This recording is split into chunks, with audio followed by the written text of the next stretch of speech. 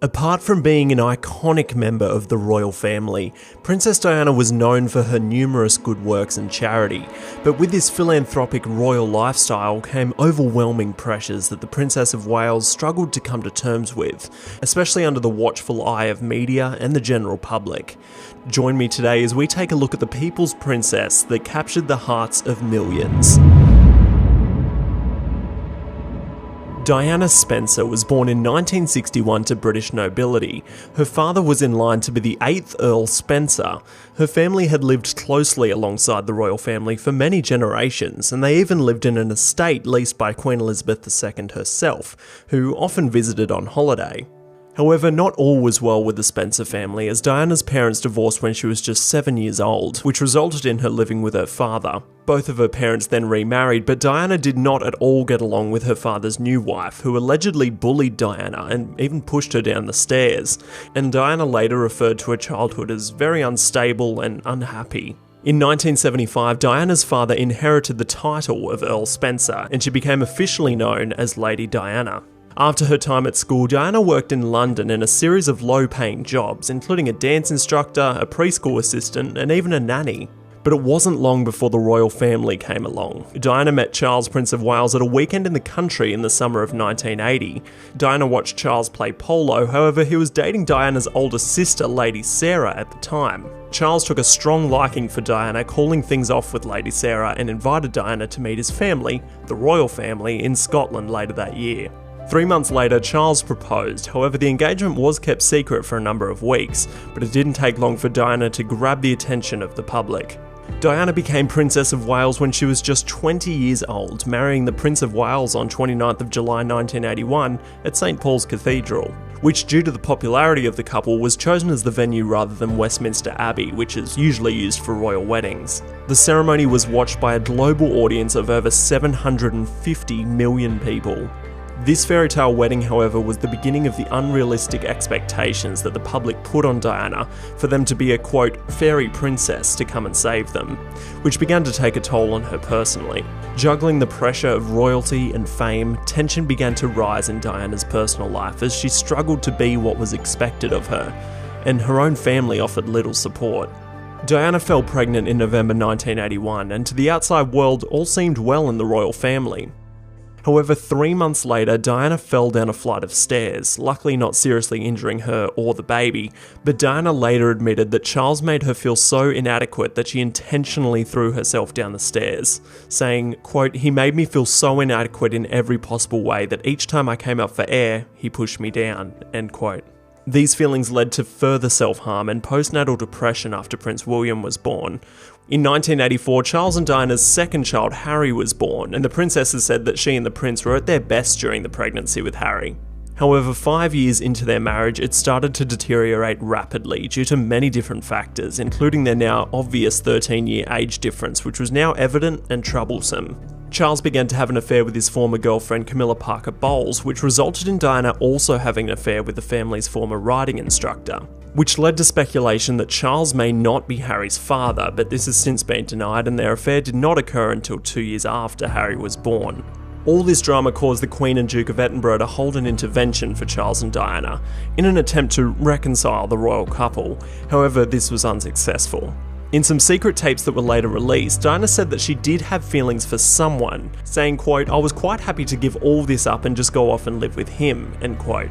It was initially thought that Diana was referring to one of her security guards, as someone on her protection squad was relocated for his and Diana's relationship being labelled as inappropriate. However, friends of Diana dismissed this rumour later.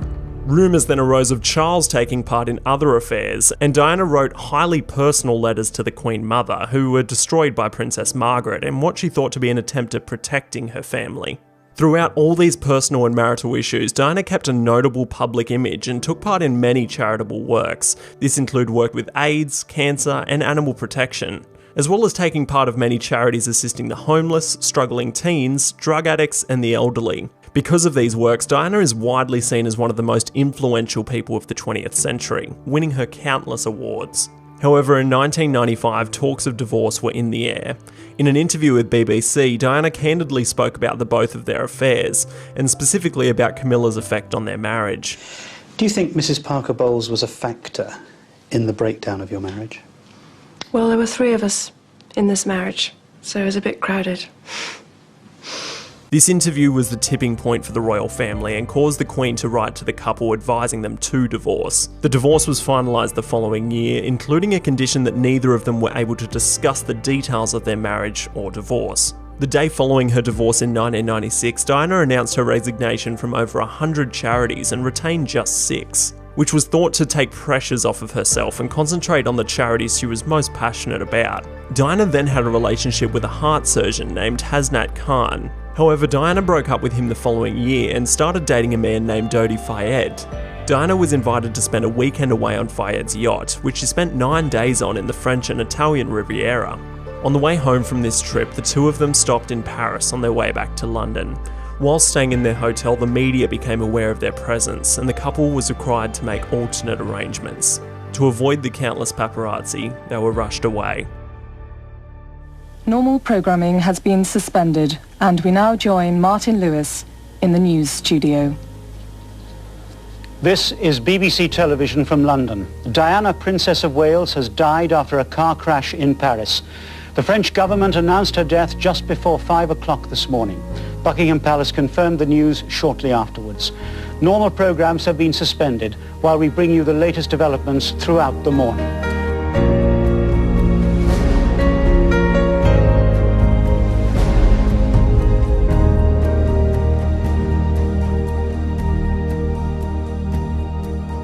The crash also resulted in the deaths of Dodi Fayed and their driver Henry Paul, who was the acting security manager at the hotel they were staying in.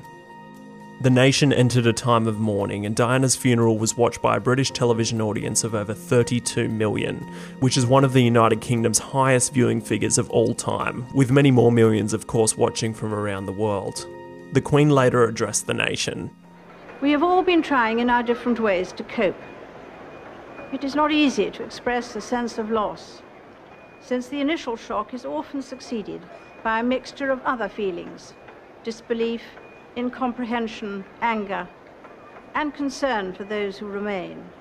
The reaction of Buckingham Palace to the tragedy was target for criticism, as their statements came across cold and impersonal. They've even made movies on this very subject. There are countless conspiracies of the circumstances surrounding Diana's death, with some based on fact, but many just speculation, which I'm not going to go into here. But I think it's fair to say that Diana's really made a difference in people's lives who weren't as well off as she was.